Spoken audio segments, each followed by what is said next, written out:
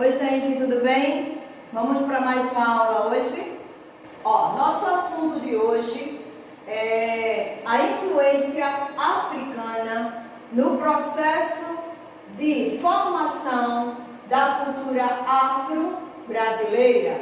Bem, a influência africana, ela começou a ser tratada, ou traçada, quando o tráfico negreiro começou. Por isso que eu trouxe para vocês aqui uma imagem, sobre do navio negreiro, a forma como eles vinham transportados ou iam transportados para outros locais.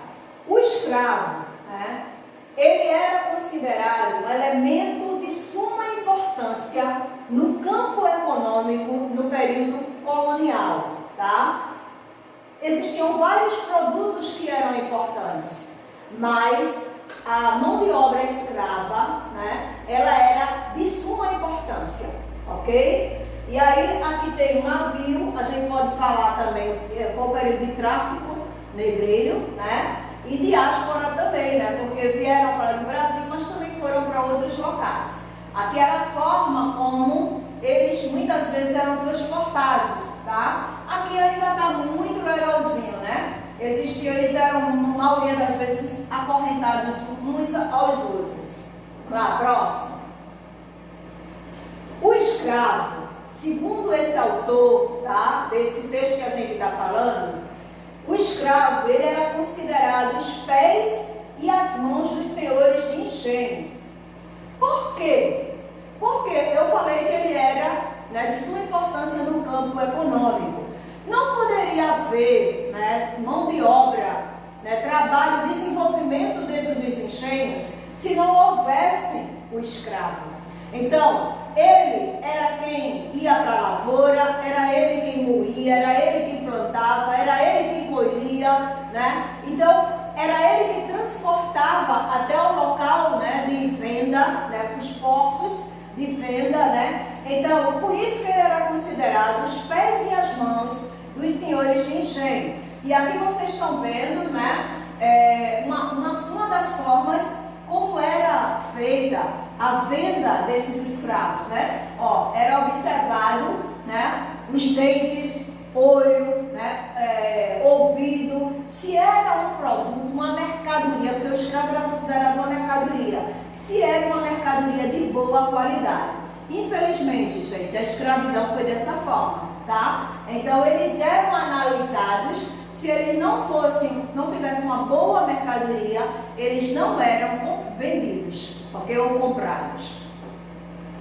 Então, a contribuição africana no período colonial, como foi?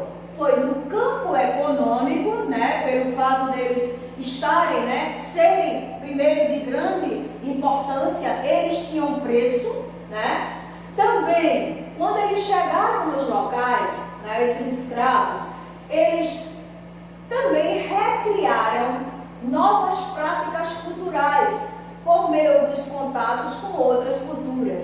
O que isso quer dizer? Bem, quando eles saíram, os escravos, de dentro da África, a África era um continente enorme, mais ou menos 54 países. Então, eles eram mais de 1000 línguas, povos diferentes dentro da própria África. Então, muitos, às vezes, não conheciam a cultura do outro, não conheciam a língua do outro, tinham práticas diferentes, costumes diferentes da alimentação, costumes também da indumentária das roupas, costumes da língua. Então, quando eles vieram ou foram para os locais de venda, e vieram aqui para o Brasil, vieram vários povos, vieram várias línguas. E quando eles chegaram para ficar, para morar nos engenhos, eles começaram a criar novamente a sua cultura, tentar trazer, criar ali onde eles estavam a sua cultura, seus costumes, suas práticas, sua religião, sua alimentação, sua roupa, seu modo de vestir e falar. Só que não era só eles, sua língua, eram vários africanos, vários escravos. Então eles juntos tentaram criar uma nova cultura. Então a cultura deles foi recriada, não da forma como eles vieram do seu próprio estado, do seu próprio país, mas de uma forma em grupo.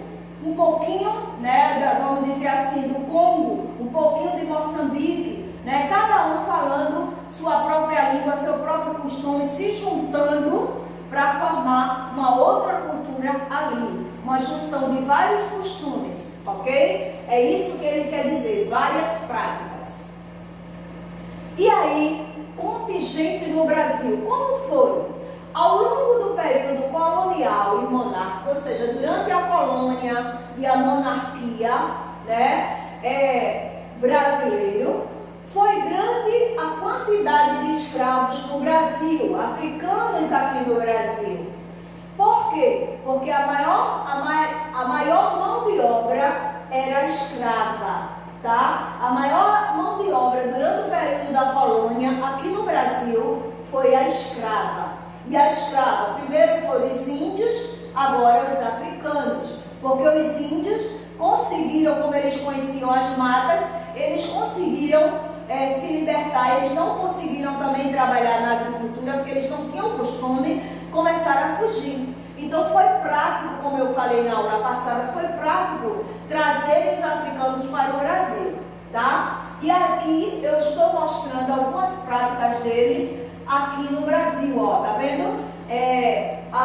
O acúmulo do caldo, né, para poder ficar ali vários dias, o caldo para poder formar o açúcar, né? Aqui, ó, a forma deles já estarem passando para as jarras, e aqui o transporte, né, da cana-de-açúcar. Veja que aqui também eles já estão transportando para outros locais. Esse era o processo dentro da moenda, e aqui, ó, ele já manuseando a cana-de-açúcar para poder formar o caldo, ok? Isso era a moenda, tá, gente? Vamos lá, para a próxima. Dois grupos se destacaram aqui no Brasil, dois grupos de povos indígenas que vieram da África para cá. Então, eu vou falar primeiro do Banto, o grupo Banto, tá? O Banto, né? O grupo Banto, né? Ele, desde o século XVII, eles começaram a vir para cá para o Brasil, eram povos escravos, tá? De onde eles vieram? Da Angola, tá? Angola está aqui, ó, da Angola, do Congo, aqui em cima, e de Moçambique, aqui, ó. Isso aqui é porque ficou mais estreitinho, tá? Mas isso aqui é o mapa da África, tá? E aqui é o mapa do Brasil. Então, a turma do Banto, tá? Os Bantos, eles vieram daqui, ó, tá vendo? Congo, Angola e Moçambique. E eles vieram para cá, para o Brasil, ó, para o Rio de Janeiro, tá? Também voltaram, né? Aqui para Pernambuco, ok? Também. Então, os Bantos, eles vieram desses locais. E onde eles ficaram, predominaram, foram morar, onde eles mais estiveram? Na região sudeste, aqui no Rio de Janeiro. Depois eles foram espalhados para outros locais, chegando até a Bahia, ok? Inclusive na Bahia. Vamos lá. Os Bantos também, eles vieram do Congo, tá? Eles eram chamados, como eles eram chamados, os escravos Banto que vieram do Congo? Eles eram chamados de Muxicongo, Loango, Cabina, Monjolo. E eles vieram também da Angola. Da Angola, eles eram chamados de Maçanga, Casange, Luanda, Rebolo, Cabundá, Quixamá, Embaca e Benguela.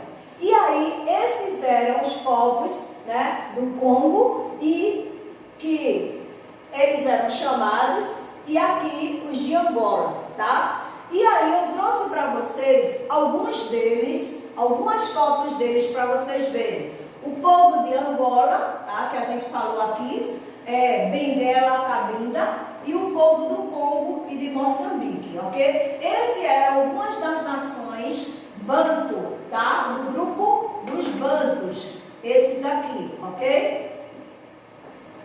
Os Bantos, por que a gente está falando muito deles? Porque foi um grupo maior que veio, tá? tá? Para aqui no Brasil. Havia diversidade. Essa diversidade, ou seja, essa quantidade de povos brancos, de escravos bantus, né, aqui no Brasil, fez com que os bantus apresentassem uma cultura específica, né? Eles se destacaram, tá, nas suas línguas, seus costumes e principalmente na questão religiosa. Foi o que mais teve aqui dentro do Brasil. E eles trouxeram os aspectos também do cristianismo e também suas tradições religiosas.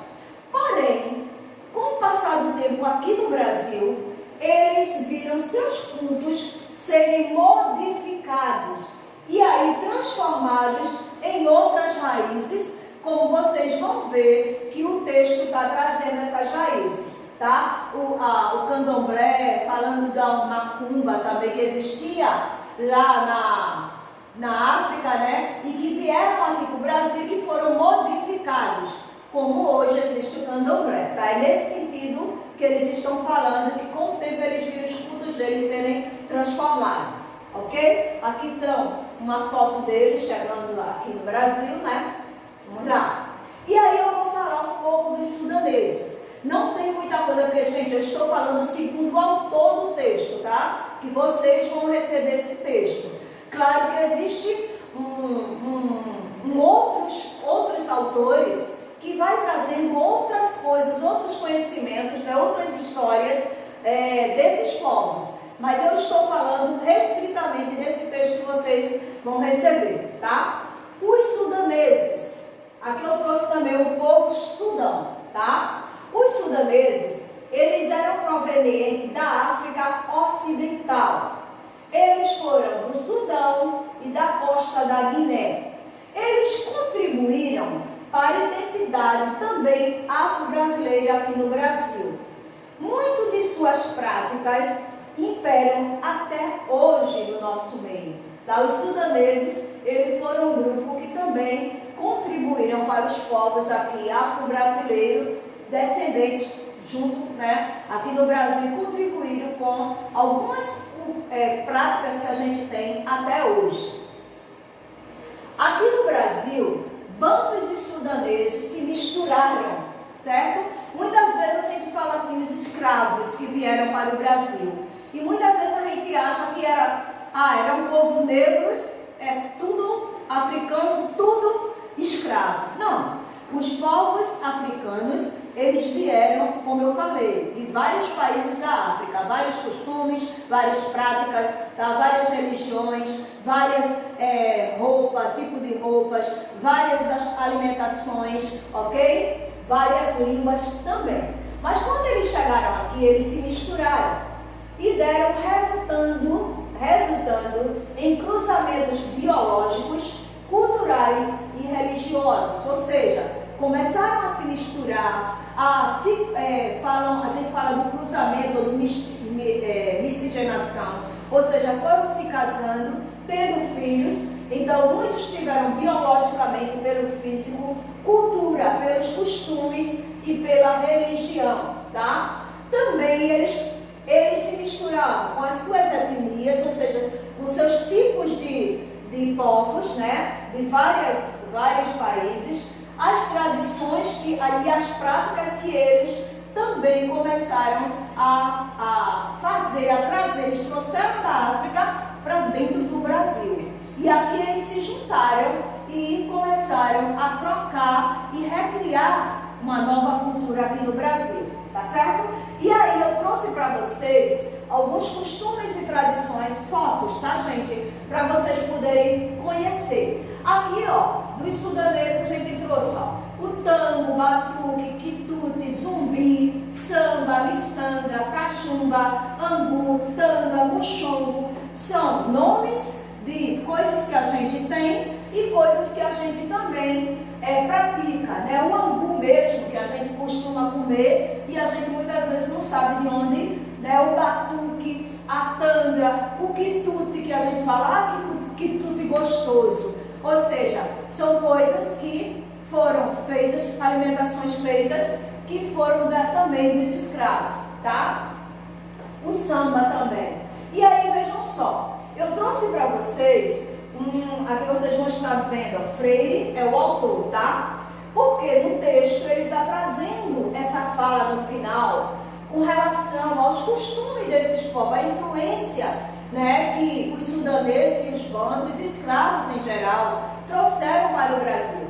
Então ele botou assim, ó: quantas mães pretas, amas de leite, negras, cozinheiras e quitandeiras influenciaram crianças e adultos brancos, negros e mestiços também, no campo e nas áreas urbanas, com suas histórias, com suas memórias, com suas práticas religiosas, com seus hábitos, seus conhecimentos técnicos.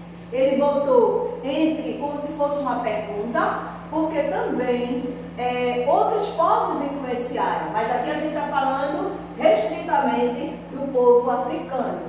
Medos que eles passaram, verdades, cuidados, forma de organização social, os sentimentos, senso do que é certo ou do que é errado, valores culturais, escolhas gastronômicas, ou seja, da alimentação, indumentárias das roupas, a língua, a forma de falar, tudo isso conformou-se no contato cotidiano, com o dia a dia, o contato deles, desenvolvido entre brancos, negros, indígenas, mestiços na colônia.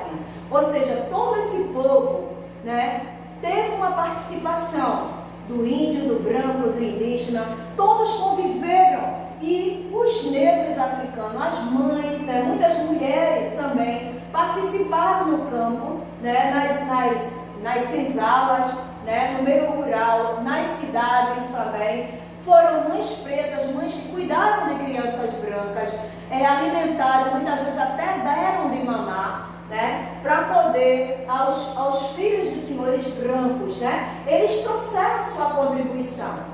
Não só os indígenas e nem só os portugueses, né, mas os africanos, eles também participaram e a gente tem esses costumes até hoje. E aí, claro, né, as amas de leite, não, né, a gente quase não vê, né, mas a gente vê que eles trouxeram essa participação na época colonial.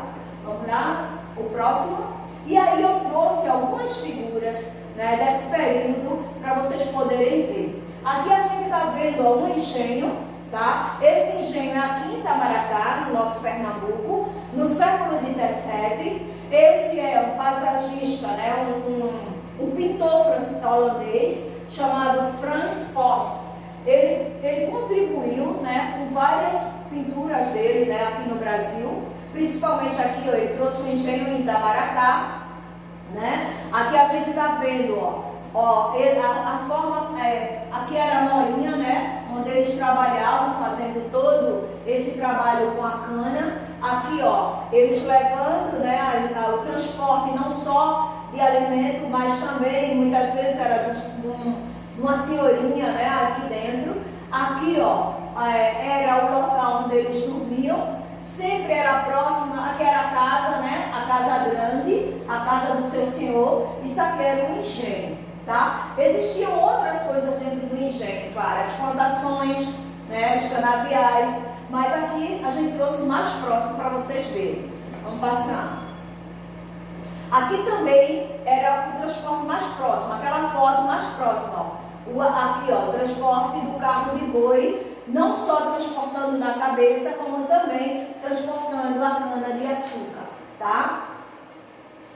Aqui uma fazenda também que em 1651 também esse mesmo paisagista, né, Frans Post também trouxe. Isso aqui também é uma fazenda que os escravos também deram também sua contribuição.